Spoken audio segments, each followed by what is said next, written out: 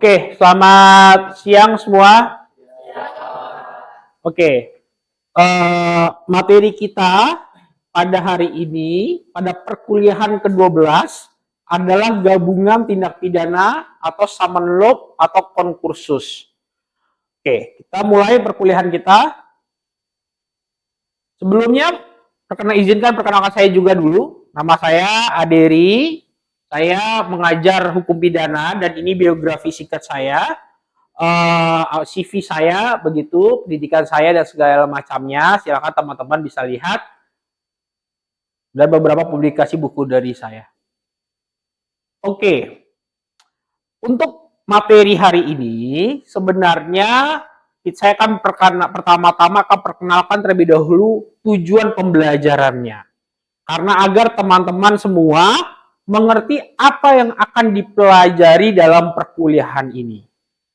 Perkuliahan ini adalah bagian sub CPMK 6 seperti di minggu lalu. Sub CPMK 6 itu adalah menganalisis tentang penyertaan, gabungan, dan percobaan tindak pidana. Jadi mahasiswa diharapkan mampu menganalisis. Di dalam sub CPMK 6 ada 3 indikator pembelajaran. Indikator pembelajaran pertama adalah terkait menganalisis perbedaan berbagai bentuk penyertaan. Kedua, yang terkait menganalisis berbagai bentuk gabungan tindak pidana. Dan yang ketiga, menganalisis dalam ajaran penyertaan. Untuk menganalisis bentuk penyertaan, begitu pula percobaan tindak pidana sudah kita bahas di minggu lalu. Maka ini bagian indikator terakhir dalam sub CPMK 6 yang akan kita bahas dalam perkuliahan hari ini. Metode pengajarannya pasti tentu ceramah. Yang kedua adalah juga adanya diskusi kelompok. Nanti dalam perkuliahan, seperti di minggu-minggu sebelumnya, akan ada pembagian kelompok untuk diskusi sesama mahasiswa. Untuk adanya studi kasus atau case study, baik itu case study real atau dalam hal ini hypothetical case. Dan yang terakhir, ada tugas menjawab pertanyaan yang diberikan oleh setelah sesi perkuliahan seperti post-test untuk menilai bagaimana kemampuan atau apa yang teman-teman dapatkan dari perkuliahan pada minggu ini. Oke, untuk komposisi penilaian, seperti juga di minggu lalu sudah saya jelaskan bahwa ada kehadiran, ada partisipasi, tugas, UTS, dan UAS dengan persentase kehadiran 5%, partisipasi 10%, tugas 20%, UTS 30%, dan UAS 35%. Ada pertanyaan dulu sampai sini? Tidak ya? Jelas ya? Oke. Ini referensi-referensi kepustakaan yang bisa teman-teman baca. Ini seperti yang sudah saya sampaikan juga di minggu-minggu lalu bahwa ini bahan-bahan yang teman-teman bisa baca untuk tentunya dalam perkuliahan ini. Sangat penting bagi teman-teman karena dalam perkuliahan ini dosen hanya membantu, tetapi kembali lagi semua dari mahasiswa untuk bisa memahami perkuliahan. Saya akan mulai perkuliahan ini dengan pertanyaan pemantik. Pertama, apakah jika seseorang melanggar beberapa tindak pidana dalam satu waktu, maka orang tersebut dapat dimintakan pertanggungjawaban pidana secara bersamaan. Contohnya, apabila seseorang dia melakukan tindak pidana, misalkan berupa perkosaan misalkan, tetapi dilakukan di tempat umum. Apakah orang tersebut dapat dimintakan pertanggungjawaban perkosaannya dan juga kesusilaan di muka umum? Silakan. Ada yang bisa menjawab? Ada yang bisa menjawab? Silakan Mas. Bisa Pak. Sama nama siapa Mas? Dani Pak. Silakan. Karena sesuatu tindak pidana kan yang dilakukan perkosaan dengan asusila itu berupa dua hal yang berbeda, dan kalau misalnya jaksa menuntut misalnya kayak dia ditangkap atau bagaimanapun bisa menjadi dua, dijuntokan gitu Pak, digabung gitu Pak. Digabung. Ya. Oke. Ada lagi? Apakah harus dengan perkara yang berbeda antara satu dengan yang lainnya? Apakah perkosaan dan kesusilaan di muka umumnya harus dibedakan perkaranya atau bisa dalam satu berkas perkara? Mbaknya ada pandangannya? Nah, kalau menurut Mbak gimana? Bisa nggak dijadiin satu perkara? Bisa. Bisa digabungkan dengan satu perkara. Nah, oleh karenanya, untuk jadi udah disinggung oleh Mas Dani tadi, bahwa untuk dia bisa menjadi satu perkara, biar dia bisa bahwa dia melakukan beberapa tindak pidana tetapi bisa dalam satu perkara, maka dibutuhkan suatu disebut dengan ajaran gabungan tindak pidana. Maka, apa sebenarnya tujuan dan ruang lingkup gabungan tindak pidana ini? Tujuan dan ruang lingkup gabungan tindak pidana ini adalah untuk memberikan pedoman bagi hakim dalam menjatuhkan hukuman jika terjadi perkara terdiri dari beberapa tindak pidana. Anda pernah dengar, kalau pernah lihat di film-film di Amerika atau di negara-negara common law, ada orang dihukum 2 kali seumur hidup atau 3 kali seumur hidup karena melakukan berbagai tindak pidana. Mungkin nggak itu di Indonesia? Nah, itu kita lihat nanti. Kok nggak pernah di Indonesia dengar 6 kali seumur hidup atau 3 kali seumur hidup atau dipidana ratusan tahun? Kok nggak mungkin di Indonesia? Kenapa? Kalau misalkan ada orang, dia hari ini misalkan si Mas Dani tadi, dia dipidana karena pembunuhan. Kemudian ternyata ketika diproses, dia juga nggak cuma bunuh, dia juga nyuri, dia juga melakukan dan lain-lain. Maka, apakah sesimpel ya sudah, hakim tinggal ditambah aja. Pembunuhannya berapa tahun, pencuriannya berapa tahun, perkosaannya misalkan melakukan perkosaan berapa tahun, penggelapan berapa tahun, dan ditambah dikumulasikan. Apakah sesimpel itu? Nah, itu yang akan kita pelajari. Bahwa ternyata di Indonesia, dalam menentukan berapa batas atas dalam pemberian hukuman, itu tidak sekedar hanya ditambah, tapi ada rumusnya. Dan ini saya jujur, saya kasih tahu, ini perlu perhatian khusus bagi teman-teman, karena ini tidak mudah untuk menghitung bagaimana rumus gabungan tindak pidana. Tetapi ada pula beberapa tindak pidana yang sebenarnya dia terdiri dari berbagai perbuatan. Misalkan, dia melakukan kekerasan, dia melakukan pencurian, dan dia juga melakukan kekerasan. Sebenarnya kan itu 2 tindak pidana. Misal tindak pidana pencuriannya sendiri dan tindak pidana penganiayaan sendiri. Tetapi ada delik-delik yang dia sudah mencakup satu delik untuk meliputi beberapa perbuatan pidana. Contohnya dalam pasal 479. Maka dalam pasal 479, maka dia tidak perlu menggunakan gabungan tindak pidana. Maka tidak perlu nih didakwa pasal pembunuhan, didakwa pasal pencurian, didakwa pasal penganiayaan. Tetapi 2 ini menjadi satu pasal, yaitu pasal 479, yaitu berupa pencurian yang diikuti atau disertai dengan kekerasan.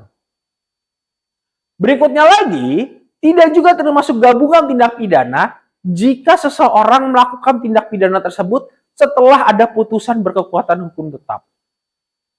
Misalkan, kalau si Mbak siapa namanya? Ulel. Mbak Ulel. Mbak Ulel melakukan, misalkan melakukan pencurian di hari ini. Kemudian 3 bulan lagi, Mbak Ulel melakukan pencurian lagi. Baru habis itu Mbak Ulel diproses secara pidana. Nah, kalau dia proses tidak perbuatannya dilakukan sebelum proses pidana, maka dia pakai ajaran gabungan. Tapi kalau Mbak Ulel setelah mencuri, ditangkap, diproses, diputus, dipidana, menjalani di lembaga pemasyarakatan, selesai, keluar, melakukan pencurian lagi, maka dia udah bukan lagi gabungan. Maka dia start lagi dari 0. Jadi, gabungan itu adalah kalau seseorang melakukan suatu tindak pidana sebelum berkekuatan hukum tetap, dia melakukan beberapa perbuatan. Maka untuk dia bisa dihitung berapa si Mbak Ulel ini bisa kena pidana, maka dia butuh ajaran gabungan tindak pidana. Jadi ingat ya, gabungan tindak pidana tujuannya untuk nanti ujungnya adalah menghitung berapa Mbak Ulel ini bisa dikenakan. Kalau misalkan, saya gambarkan di sini, kalau misalkan ada dua tipe, nanti akan kita bahas lebih dalam di sana. Tipe yang pertama adalah dia melakukan tindak pidana yang pertama, tindak pidana kedua baru diproses. Tipe yang kedua adalah dia melakukan tindak pidana pertama, tindak pidana kedua secara bareng-bareng, kemudian dia diproses. Tipe yang ketiga adalah dia melakukan tindak pidana pertama, oke, dia diproses, jadi proses nih, oke, tetapi ketika dia diproses tapi belum BHT, dia belum, kemudian ketahuan di sini ada tindak pidana kedua dan dia diproses, maka ini disebut dengan delik tertinggal. Maka ini dan ini membutuhkan suatu ajaran yang disebut dengan ajaran gabungan tindak pidana.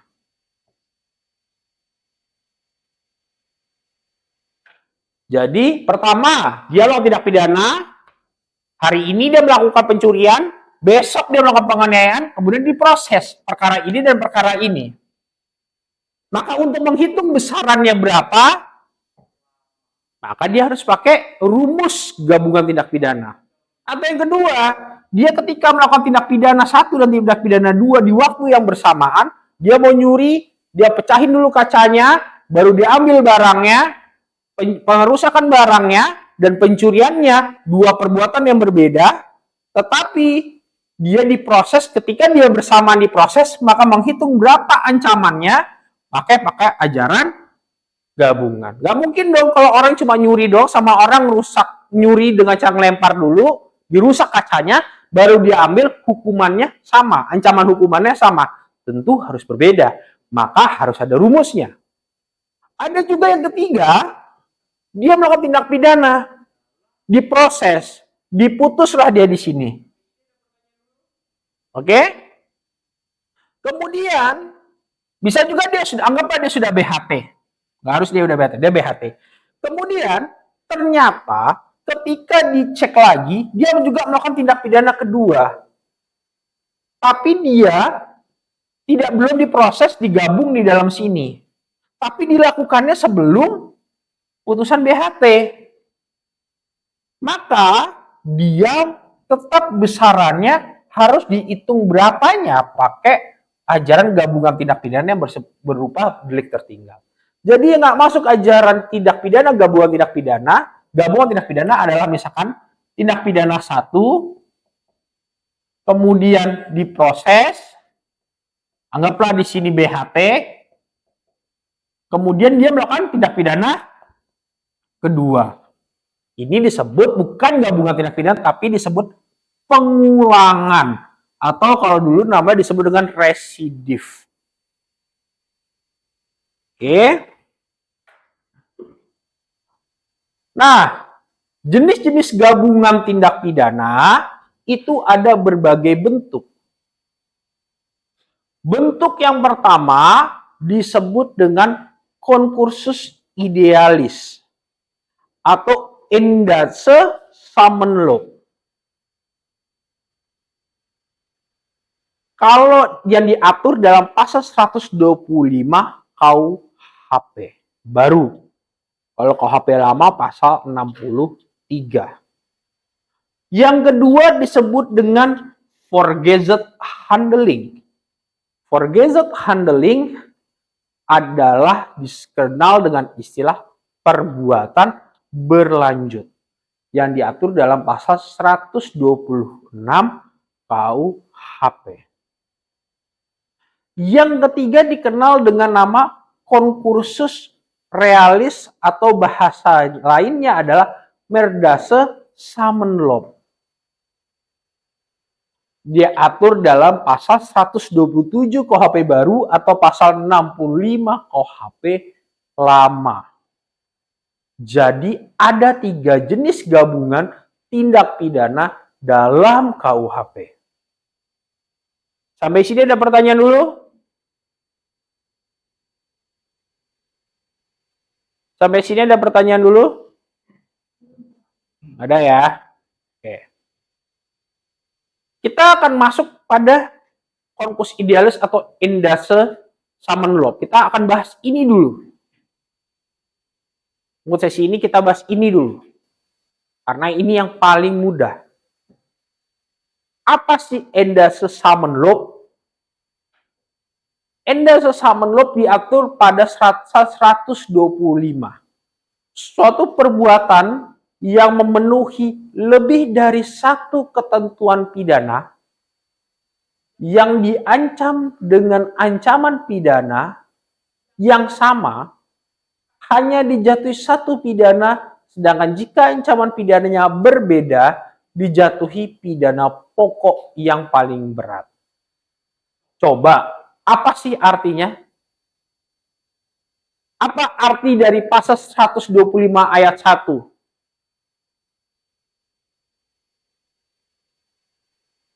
Ada? Apa?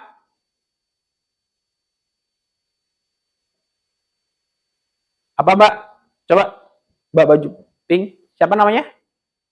Apa, Mbak, artinya 125 ayat 1?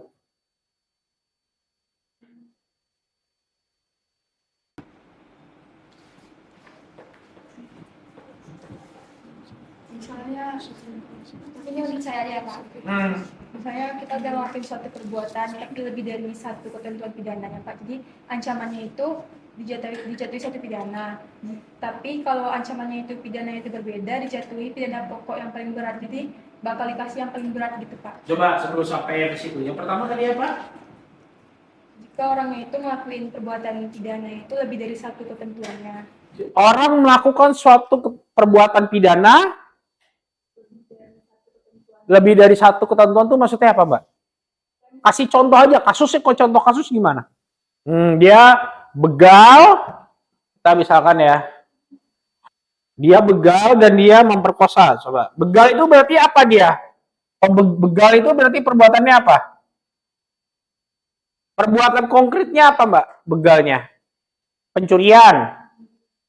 Pencurian. Anggaplah pencurian dengan kekerasan ya.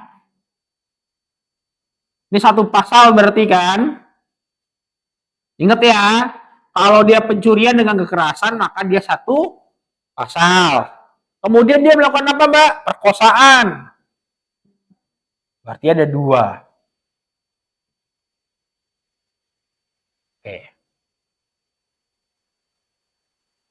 Kok dia? Oke. Maka pertanyaan berikutnya adalah, apa kalau kita lihat pada rumusan pasal ini, suatu perbuatan yang memenuhi lebih dari satu pidana, suatu perbuatan, berarti suatu perbuatan itu perbuatan atau feit dalam bahasa Belanda, ini harus satu. Jadi suatu perbuatan, bukan beberapa perbuatan. Satu perbuatan. Ini berapa perbuatan? 2.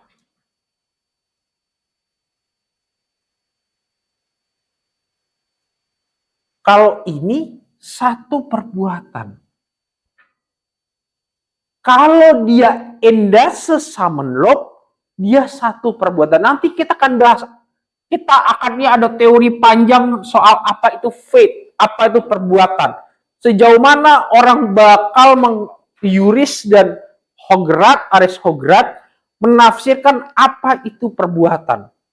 Kalau ada suatu kasus klasik, ketika ada dalam satu Aris Hograt, dalam satu orang lagi naik motor, kemudian dia melaju dengan kecepatan kencang, melebihi speed limit, melebihi batas kecepatan, dan dia tidak menyalakan lampu.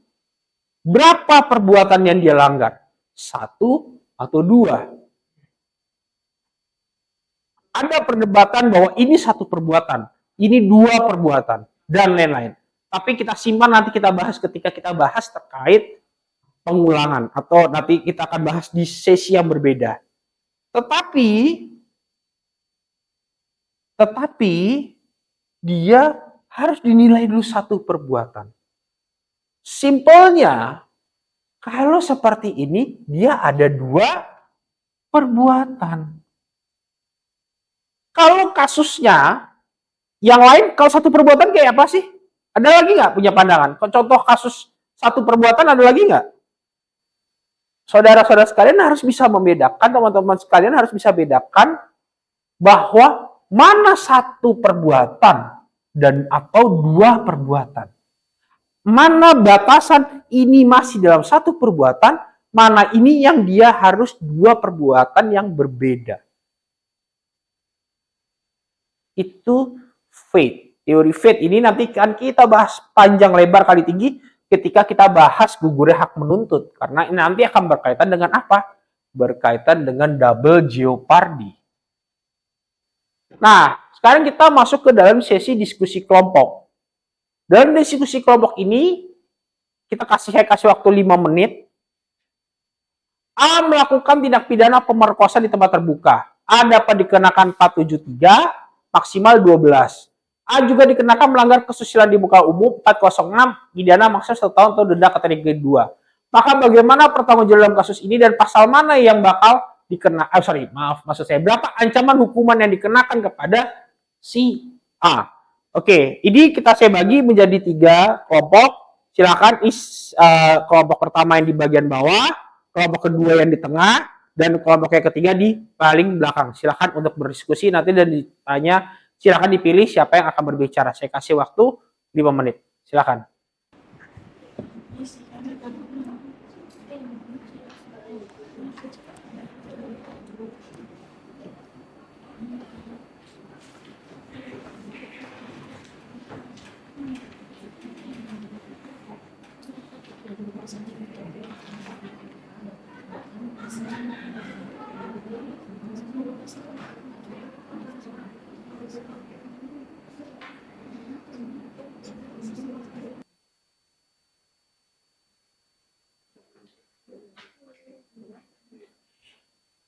Bukan ya, juru bicara siapa ya?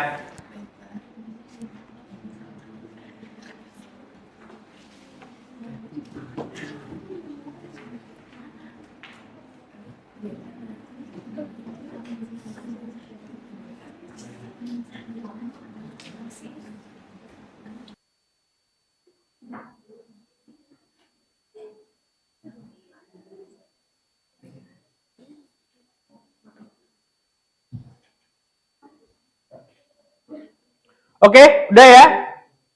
Oke, silakan dari kelompok yang paling bawah dulu. Siapa juru bicaranya?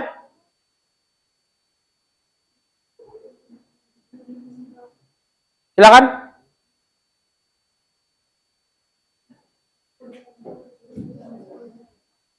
Silakan Mas. Siapa Mbak? Ya udah. Lu tunjuk-tunjukkan begini ya, tunjuk-tunjukkan. Silakan. Siapa? Ya, silakan Mbak. Kasus tersebut merupakan contoh konsensus idealis, yaitu suatu perbuatan yang memenuhi unsur beberapa tindak pidana sekaligus. Dalam kasus ini, 1 tindakan A yaitu melakukan pemerkosaan di tempat terbuka memenuhi unsur tindak pidana. Pemerkosaan sekaligus tindak pidana melanggar kesusilaan di muka umum. Berdasarkan ketentuan pasal 63 ayat 1 KUHP, apabila satu perbuatan masuk ke dalam lebih dari satu aturan pidana, yang diterapkan adalah ketentuan dengan ancaman pidana yang paling berat. Oleh karena itu, A tidak dijatuhi 2 pidana sekaligus, atau 12 tahun ditambah 1 tahun. Hakim akan menerapkan pasal 473 KUHP tentang pemerkosaan karena ancaman pidananya lebih berat, yaitu paling lama 12 tahun. Sementara itu, pasal 406 tidak dijatuhkan secara terpisah karena sudah tercakup dalam sistem konkursus idealis. Kesimpulannya, pertanggungjawaban pidana A adalah dipidana berdasarkan pasal 473 KUHP karena dalam konkursus idealis berlaku asas bahwa hanya pidana yang paling berat yang dijatuhkan, bukan perjumlahan seluruh ancaman pidana dari pasal-pasal yang terpenuhi. Hal ini bertujuan agar pelaku tetap mempertanggungjawabkan seluruh perbuatannya tanpa terjadi pemindahan ganda terhadap satu perbuatan yang sama. Oke, berarti perkosaan ya. Saya koreksi tadi bukan pasal 63 ya Mbak. 63 itu KUHP lama. Ini KUHP baru. Oke, yang belakang dua siapa? Singkat aja ya Mbak. Dimintai pertanggungjawaban karena satu perbuatannya memenuhi unsur yaitu pasal 437 KUHP dengan pasal 406 KUHP. Namun kasus ini merupakan salah satu kasus konkursus idealis juga, tapi A tidak dijatuhi